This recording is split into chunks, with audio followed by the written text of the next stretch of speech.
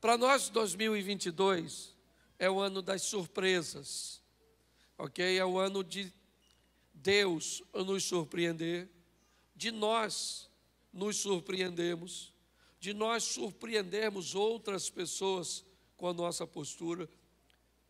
A nossa proposta para 2022 é um ano de surpresas, um ano que coisas comuns deixarão lugar para coisas extraordinárias, para coisas que não aconteciam em outro tempo da nossa caminhada, da nossa história, do nosso casamento.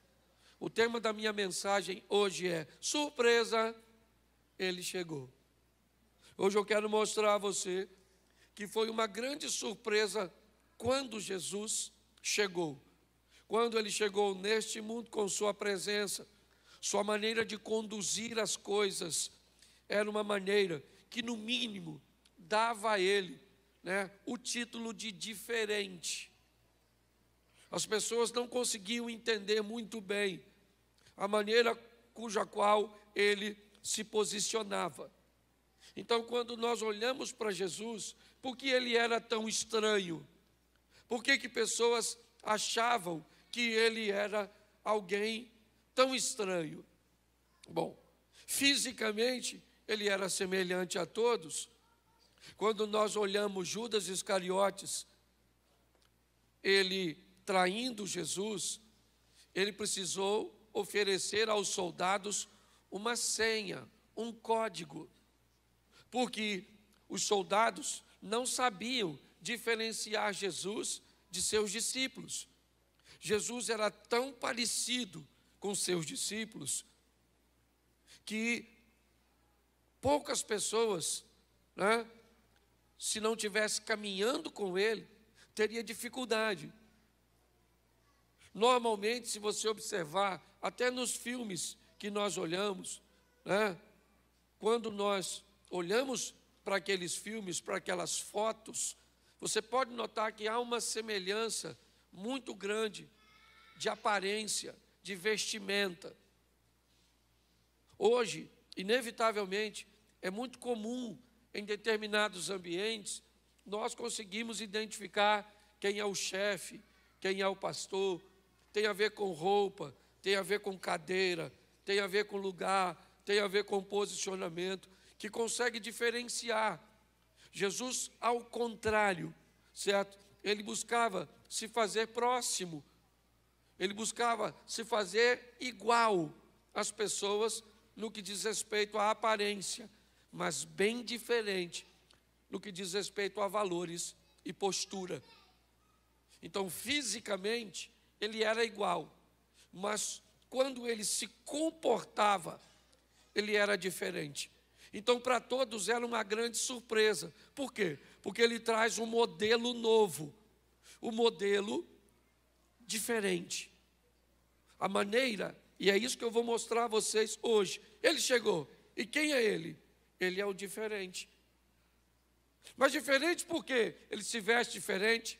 Não, ele se veste igual a todo mundo. Por quê? Porque ele não frequenta a festa? Não, ele ia às festas. Por quê? O que fazia de Jesus, alguém diferente dos demais?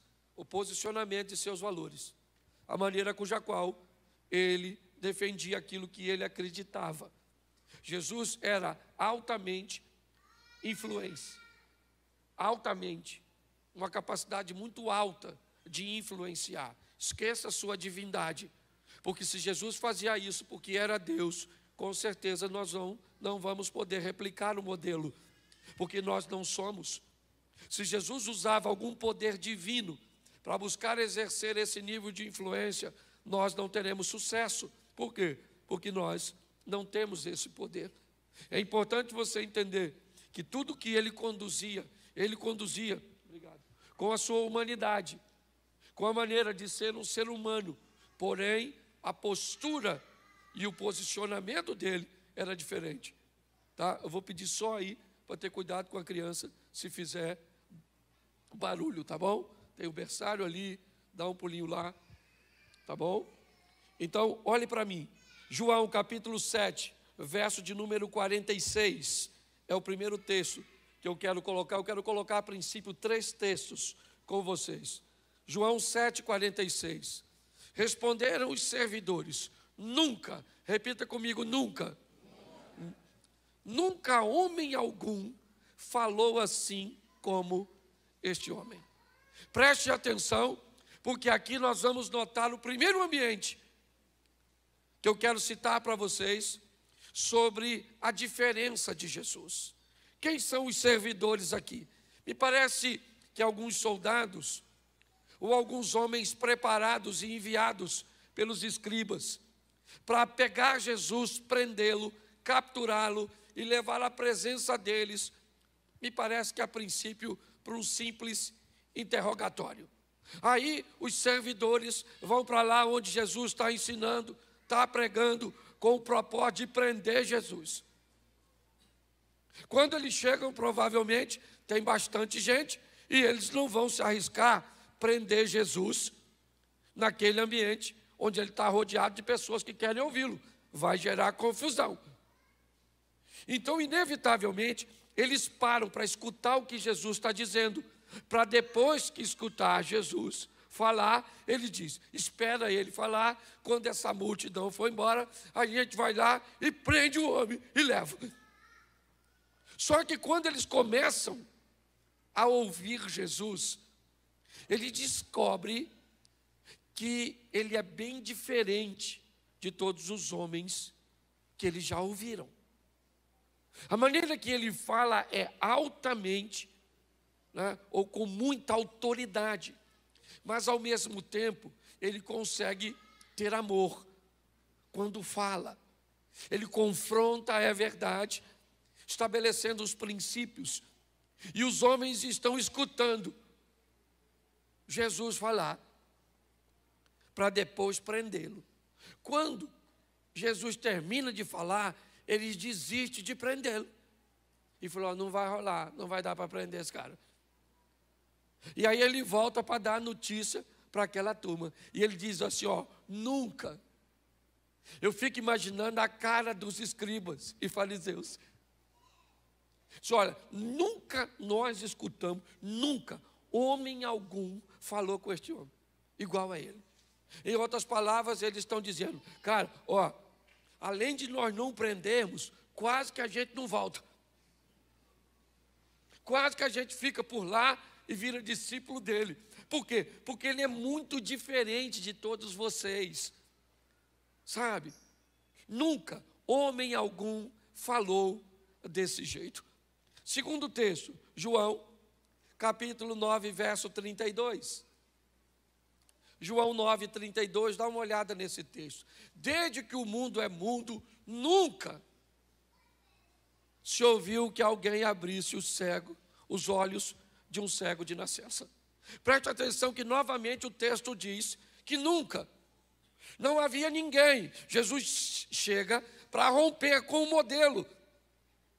Dá uma confusão danada, porque ele cura um cego. Era sábado esse dia, os caras não gostavam. Por que os caras não gostavam? Porque eles não tinham autoridade para curar ninguém.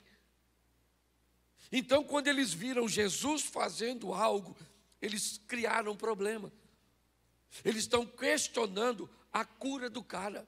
Jesus acaba de dar vista para um cego, e aí estão interrogando o cego: como é que você ficou curado? Ele falou: foi o Jesus aí, rapaz, passou aqui, cuspiu, fez um lodo, passou no meu olho, mandou me lavar. Quando eu voltei, eu estava vendo. E alguém falou: não pode, ele é do diabo. Ele falou: rapaz, não quero saber se ele é do diabo, eu quero saber só uma coisa: eu era cego, agora estou vendo, mano. Não, chama o pai dele, que isso é, entendeu? Uma fraude. Aí chamaram o pai e a mãe do cego. Primeira vez que o cego está vendo os pais. Lá vem os pais. Eu imagino ele perguntando: são eles? Que é a primeira vez que vejo, sou de nascença. E aí os pais viram o ex-cego. E aí os escribas começam a interrogar os pais: esse aqui é filho do senhor? Ele falou: é, meu menino. Ele era cego? Quando saiu de casa hoje, era. Mas como é que ele está vendo? Ele falou, aí, eu não sei. Pergunta a ele aí. Aí volta para o cego, ou para o ex-cego, e diz, como é que você está vendo? Ele falou, vou falar com você, o camarada cuspiu, fez um logo, já falei 3 vezes. Ele falou, não pode, esse cara tem demônio. Ele falou, vou falar uma coisa para você, desde que o mundo é mundo, nunca se viu ninguém. Mas hoje é sábado, dane-se que hoje é sábado. Ainda bem que ele é diferente, quebra protocolo para fazer o bem. Ele não quebra princípio, mas quebra protocolo. Então preste atenção, Jesus era extremamente diferente. Por isso que ele chamou você para servir a ele. Por quê? Porque você também, tem hora que você é cego. Tem hora que nós somos uma mula. Certo? Ah, mas ele não sabia disso. Sabia, mas ele é diferente. Qualquer um que chegasse para chamar discípulos, iria onde? Numa sinagoga. Ele vai caçar uns pescadorzinhos, cobradorzinhos de imposto. Só uma turma. Certo? Se você der uma olhada nos discípulos de Jesus, nem diácono seria aqui na igreja. Se depender da nossa seleção aqui, ninguém pensa. Judas ia sentar onde? E o Tomé, que precisava ver para crer. E o André, que levava tudo na brincadeira. Tem um garotinho aí que tem 5 pães e 2 peixinhos. O que é isso para tanta gente? E o Pedro, que puxava uma faquinha para atacar os outros. E o Tiago, que era chamado filho do trovão. Pensa, isso é quase uma quadrilha. Certo? Provavelmente eles não teriam requisitos para cumprir o nosso protocolo. Mas Jesus não trata como nós tratamos. E é por isso que Ele nos ama e nos chamou. Porque sabe do potencial que nós temos. E muito desse potencial sequer ainda se revelou. Então nunca foi o que disse esse cara. Nunca se ouviu. O que ele está fazendo é algo que nunca foi feito. Coloca o último texto aqui. João 3:2. João 3:2. É uma narrativa de Nicodemos. Este foi ter de noite com Jesus e disse-lhe, Rabi, bem sabemos que és mestre vindo de Deus, porque ninguém pode fazer esses sinais que tu fazes, se Deus não for com ele. Presta atenção, nunca se ouviu que alguém falava assim. Nunca um cego de nascença viu. Nunca, certo? Ninguém pode fazer isso que o Senhor faz, se Deus não for com ele. Note que todos os textos diz que Jesus é diferente. E o que ele falou para mim e para você? Seja diferente também. Ah, pastor, eu sou. Lá no meu trabalho, não me misturo. Ah, pastor, eu sou diferente. Eu não vejo televisão. Eu não vejo nada, sabe? Estou esperando Jesus voltar. Não é disso, não. Ah, pastor, eu uso uma saia lá em cima. Ou melhor, lá embaixo. Certo? Falei, lá em cima parece ter rabo de cavalo crescendo para baixo. Certo? Então, o que é saia para a gente? Para a gente, projeto recomeçar. Ela não é nem aqui, e nem aqui. É só descer um pouco, mediana. Você está entendendo? É equilíbrio. Então eu vou te mostrar agora por que é que ele, já deu para notar que ele é diferente. Mas olha como ele vai agir, é que vai tumultuar a cabeça de todo mundo. Ele entra no lugar que ninguém entra e não é para ser influenciado, é para ser um influenciar isso. Porque tem gente que pode usar o que eu estou... Pastor, por isso que eu vou no boteco. Para influenciar. Eu até tomo um negocinho assim, mas eu prego a palavra. Não é disso que eu estou falando. Certo? Então preste atenção nesse texto, nesses textos. Vai ser rapidinho que a voz está bem. Primeiro, Jesus começa a quebrar um protocolo bem difícil daquela época. Conversar com mulher que não fosse a dele. Isso já era um problema. Se tivesse sozinha, então, se iniciasse um diálogo, era pior ainda. E ele começa a quebrar algumas coisas. E só para você entender, vamos lá, já que ontem foi o Dia Internacional da Mulher, então, aqui meio atrasado, ainda que eu tenha mandado aí uma homenagem para vocês ontem, certo? Mas feliz Dia Internacional da Mulher. Louvado seja Deus pelas mulheres. Tem mulher aí? Orgulho de ser mulher, orgulho de ser feminina, motive essa feminilidade nas meninas. Bota brinquinho, bota batom, bota mesmo, maneira, veste umas roupinhas.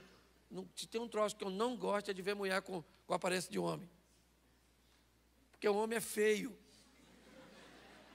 Certo? Então, por favor, certo? Cuide dessas meninas. Louvado seja Deus pelas mulheres. Eu não gosto muito de feminismo, porque feminismo não gosta de mulher. Então, seja feminina, querida. Olhe para o espelho e diga, eu me amo. Não estou bem, mas não sou a melhor versão de mim mesma no momento. Certo? Mas eu ainda chego lá. Ok? Então, vamos lá? João 4, 27. Note como é que sempre tem uma conotação de surpresa. Disso vieram seus discípulos e maravilharam-se, ou seja, ficaram surpresos de que ele estivesse falando com uma mulher. Todavia, nenhum deles lhe perguntou, ou lhe disse, que perguntas, ou por que fala com ela. Preste atenção, porque Jesus, ele vai ter um encontro com uma mulher sozinho. A dona foi tirar água, uma mulher de vidinha meio esquisita, certo? Provavelmente, se ela contasse para você que Jesus encontrou com ela sozinho, você não ia acreditar, porque você ia imaginar que Jesus apareceria num círculo de oração, num culto, numa igreja, mas nunca com a dona dessa de 5 maridos. Uma vidinha bem complicadinha. Certo? Ela está perto do poço e Jesus vai encontrar com ela. Por quê? Porque ele está quebrando. Ele é diferente. Todo mundo via numa mulher, não fala não, só pensa. Se eu falasse para você aqui agora, tem uma dona em pé aqui, já casou 5 vezes, está caçando outro. E ainda está com o marido de outro aqui. O que você diria que ela é? Não fala não, só pensa. Uma mulher que teve 5 maridos, já está no 6º. Pelo amor de Deus, dona. Vai tomar uns remédios para baixar esse fogo. Certo? Só que quando eu olho, Jesus marca um encontro com ela que ela nem sabe. Enquanto todo mundo está olhando aquela mulher por um prisma, por uma ótica, Jesus olha e diz assim, vou fazer dessa dona uma evangelista.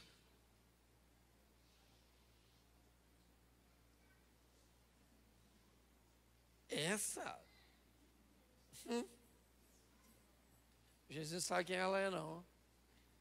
Essa dona vai virar evangelista. Sabe o que mais me encanta nesse texto de João 4? É que Jesus manda 11, ou melhor, 12 de seus discípulos ir a Samaria comprar comida. Eles entram na cidade de Samaria, compram comida e não chama ninguém para ter um encontro com Jesus. Volta os 12 caras trazendo comida sem ninguém. A mulher vai sozinha. Chegou lá e falou para os homens, aí, encontrei um cara lá na beira do poço. Alguém falou, novidade, dona. A senhora encontrar um homem, fala algo novo. Ela falou, não, eu estou falando sério. E eu tenho quase certeza que ele é o Messias. Você não falaria assim? O Messias? Conversando com a senhora? Ele apareceria para qualquer pessoa, dona. Mas não com os seus atributos. Ela falou, estou falando, contou tudo que eu tenho vivido. E os discípulos que vão à cidade voltam sem ninguém, e a mulher que vai sozinha leva um montão de gente. Pare para pensar. Ao quebrar os paradigmas, a romper de uma forma diferente, Jesus é capaz de transformar alguém que ninguém dava nada por ele em um potencial extraordinário para a expansão do seu reino. Deus não escolheu você e a mim por acaso. A minha vida era tão ruim que essa moça estava me namorando. E era meu tio que me criava. Meu tio falou para ela aqui, larga esse menino que isso não tem futuro, isso não vai a lugar nenhum. Isso não é nada e provavelmente daqui uns anos não vai ser coisa nenhuma. Olha que palavra profética extraordinária do homem que me amava, que era meu tio. Só que ele me olhava pelos olhos humanos, enquanto a ótica de Deus estava sobre a minha vida. Deus sabe quem você é, não está enganado, Ele chamou você, sabe, porque pode fazer a sua vida ser extraordinário nessa terra, aqui. Tome posse disso. Posso ouvir um amém? Amém. Isso. Outra coisa, Lucas 19, 7. Lucas 19, 7. Vendo tudo isso, murmurava, dizendo que entrava para ser hóspede de um pecador. Está lá Jesus de novo, surpreendendo as pessoas. Pare para pensar. Vamos imaginar o Papa, uma autoridade.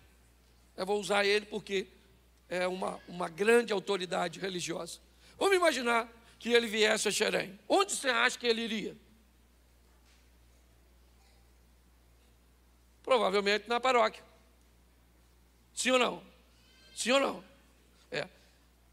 Ali para dentro, não sei se tem ainda, mas tinha a Casa da Luz Vermelha.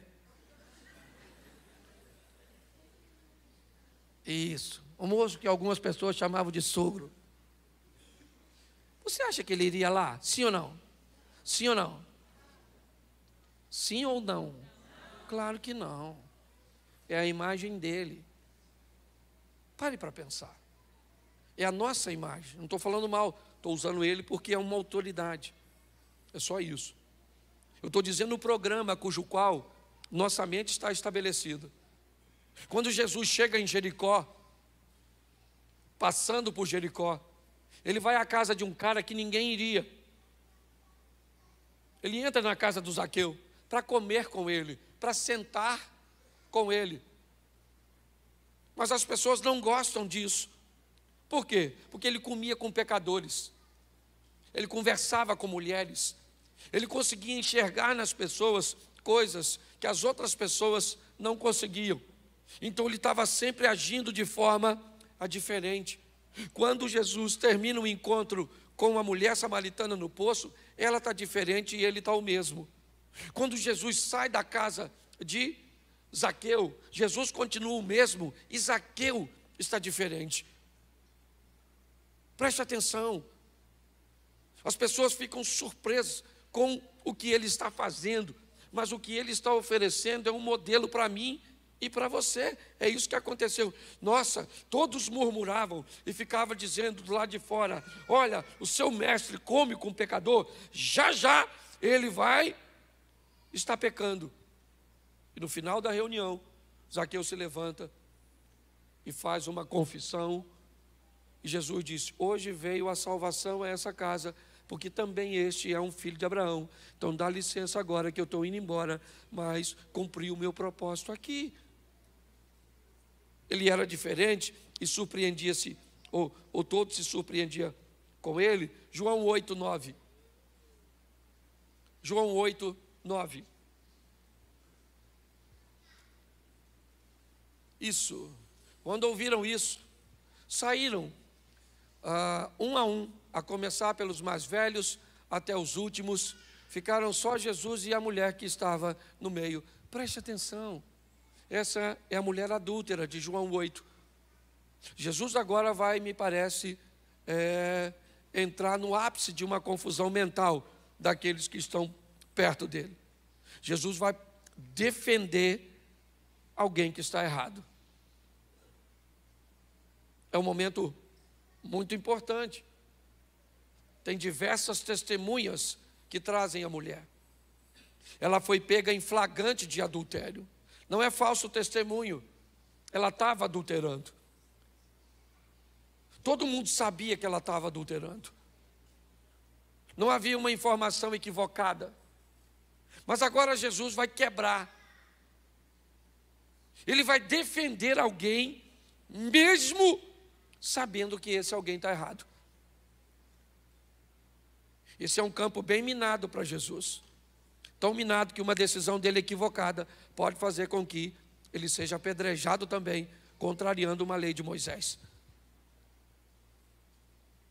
Quando eles observam que Jesus o que Jesus está fazendo, eles ficam confusos.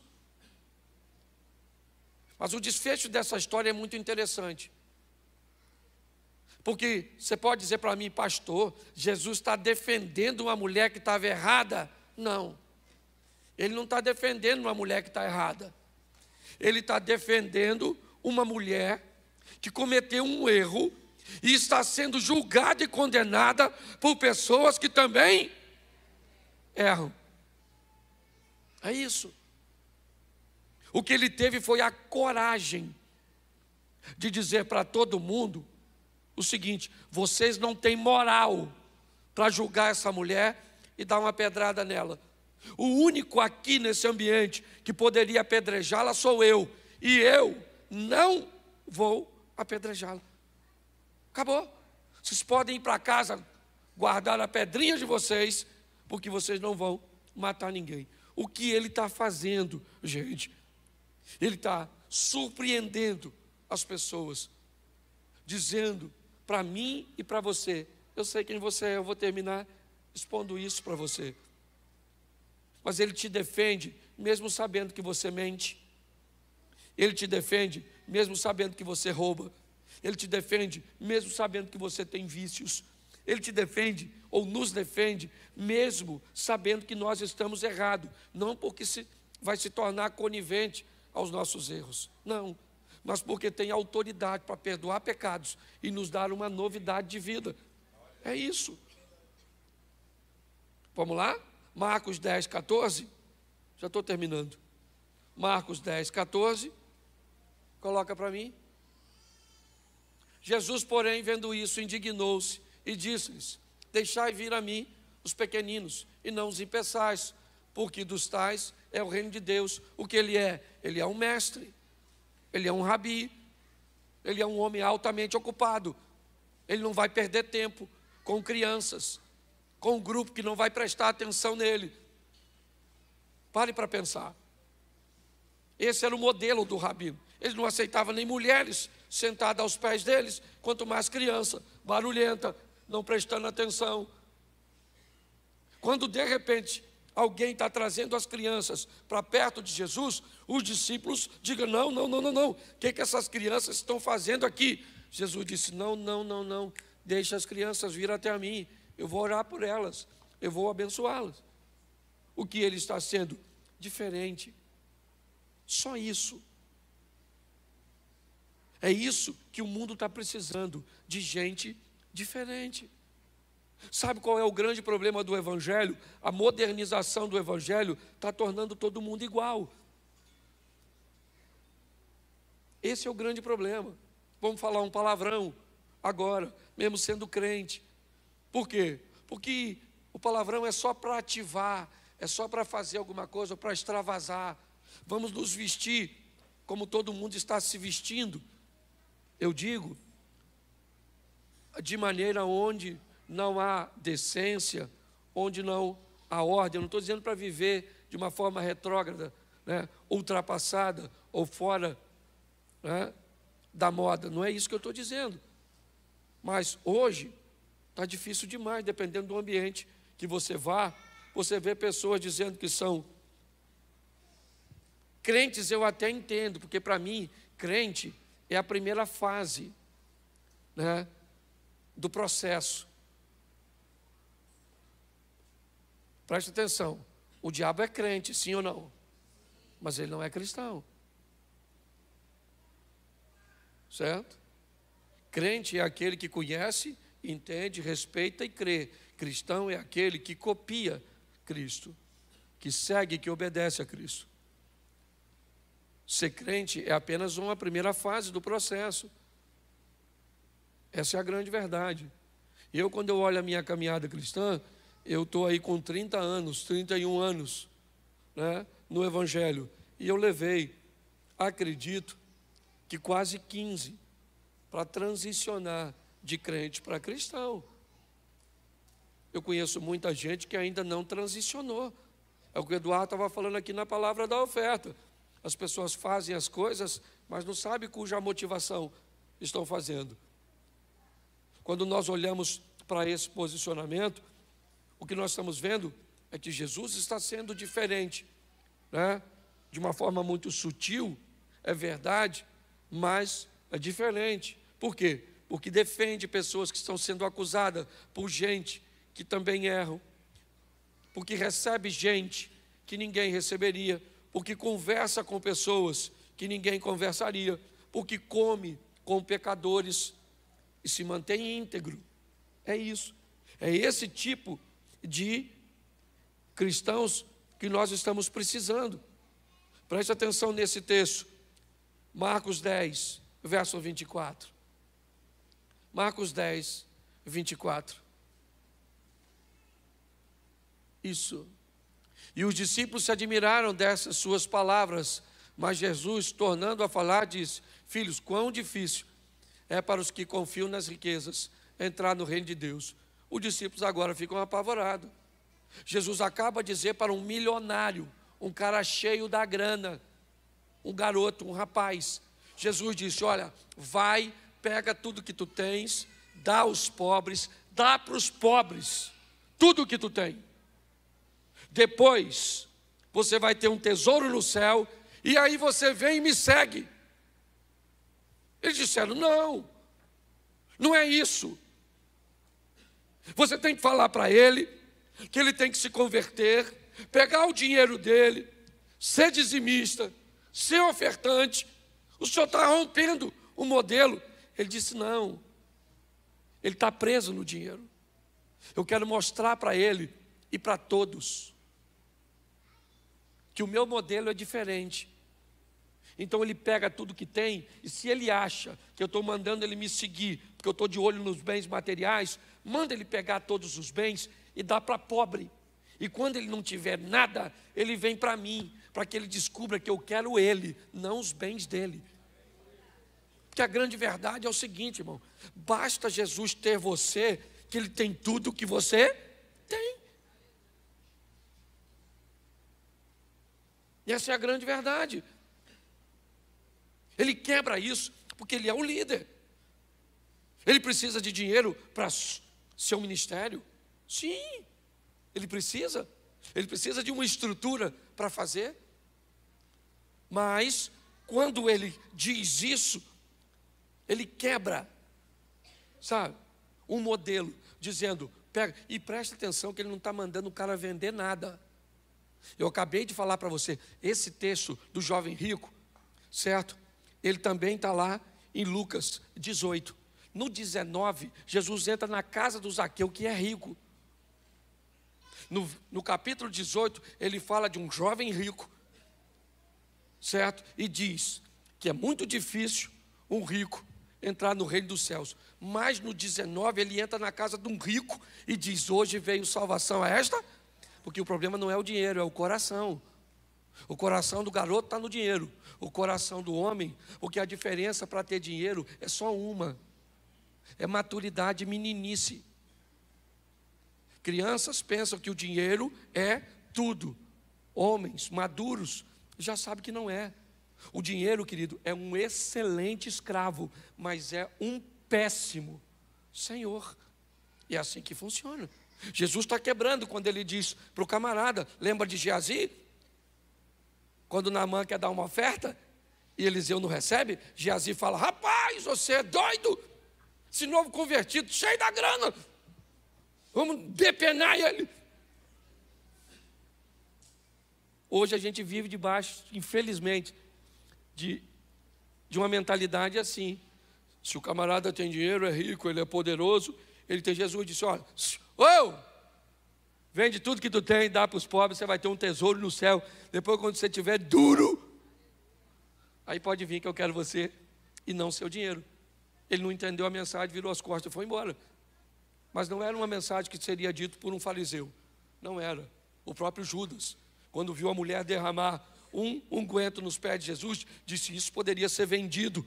Jesus falou: você não está entendendo. Os pobres vocês sempre vão ter convosco. Fica quieto, camarada. Deixa a dona cumprir. É essa diferença, sabe, que nós precisamos muito mais do que olhar em Jesus, é ter no ambiente cujo qual nós frequentamos. Mas eu queria que você entendesse uma coisa: Marcos, capítulo 4, verso 41. Marcos 4, 41. E sentiram um grande temor. Novamente eles estão surpresos. E eles dizem uns aos outros: mas quem é este que até o vento e o mar lhe obedecem? Eles estão andando com Jesus. Estão vendo Jesus conversar com gente que ninguém conversava. Eles estão andando com Jesus. Estão vendo Jesus parar para lidar com situações de maneira cuja qual eles sabiam que nenhum dos líderes daquela época, ele entra em casa que ninguém entra, ele conversa com ninguém, com pessoas que ninguém conversaria, ele defende pessoas que estão erradas, ele conversa e recebe crianças, ele diz para os ricos: não preciso do seu dinheiro. E agora ele diz para vento e o mar: fica quieto, acalma-te. Os discípulos estão entendendo que ele é muito diferente de tudo que eles já viram até o presente momento. Mas é com a mulher samaritana, é com Natanael, que Jesus mostra uma grande lição.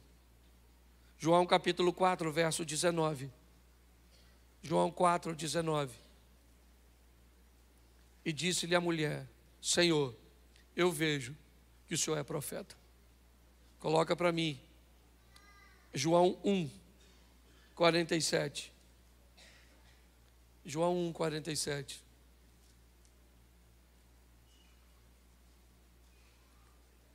Jesus viu Natanael vir ter com ele e disse dele: eis aqui um verdadeiro israelita, em quem não há dolo. Bota o verso 48 para... Isso. Disse-lhe Natanael: de onde o Senhor me conhece? Ou de onde me conheces tu? Jesus respondeu e disse: antes que Filipe te chamasse, eu te vi, estando tu debaixo da figueira. Preste atenção e eu termino aqui. Jesus disse para a mulher samaritana: você não sabe quem eu sou, mas eu sei quem você é. Jesus disse para Natanael: você não faz ideia de quem eu sou, mas eu sei quem você é. É importante nós entendermos isso. Nós sabemos poucas coisas sobre ele, mas ele sabe tudo sobre nós. Ele sabe tudo sobre a sua infância. Ele sabe tudo sobre a sua adolescência. Ele sabe tudo sobre a sua juventude. Ele sabe tudo sobre o seu casamento. Ele sabe tudo sobre os seus negócios. Ele sabe tudo, tudo, tudo a seu respeito. Essa é a grande verdade. Porém, ele é diferente. Talvez qualquer pessoa que soubesse tudo sobre nós usaria um pouco desse tudo para nos constranger, para nos pressionar. Mas ele não. A proposta dele é dizer: eu sei quem você é. Eu sei que você está errado, mas eu vou te defender. Eu sei que ninguém gostaria de comer com você, mas eu gostaria. Eu sei que ninguém gostaria de estar perto de você, mas eu quero. Mas eu não mereço, pois é. Eu sei quem você é, eu não estou enganado. Eu quero mudar a sua história. Eu quero ter a oportunidade de entrar na sua vida e mudar a sua história para sempre. A grande questão é: as pessoas precisam se surpreender quando você sair da igreja com Jesus. Essa é a grande verdade. As pessoas precisam se surpreender com as suas ações, com os seus posicionamentos, com a sua fala, com a sua conduta, com as suas postagens.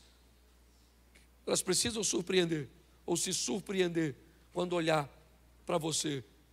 E a surpresa tem que ser de uma forma positiva, onde você mostre que você é diferente. É só isso. Jesus nunca disse: olha, gente, eu sou diferente dos demais, eu sou melhor do que os demais. Ele nunca disse isso. Mas todo mundo que olhava para ele disse: nunca vimos alguém como ele. Note como ele é diferente. Ninguém te condenou, querida. Se ninguém te condenou, eu também não te condeno. Vá e não peques mais. Preste atenção. Nós temos falado isso o tempo inteiro aqui. Você está à espera de um reino que já chegou. Você está à espera de uma estrutura espiritual que já está disponível para você. Já está disponível para você. Eu vejo pessoas nadando e gritando: eu estou com muita sede. E nadando na água doce. Era só parar um pouquinho e beber e saciar a sede. Quebrar esse modelo mental tem sido um grande desafio nosso. Porque tem pessoas esperando Cristo voltar para viver o reino. Mas Ele disse na sua oração: venha o teu reino. Venha o teu reino agora. É só isso. Seja diferente. Não dizendo que é diferente, mas fazendo com que as pessoas vejam. O fulano é diferente na hora de negociar. Nossa, você negocia desse jeito? Nossa, você age dessa forma? Ah, é. Eu me posiciono assim.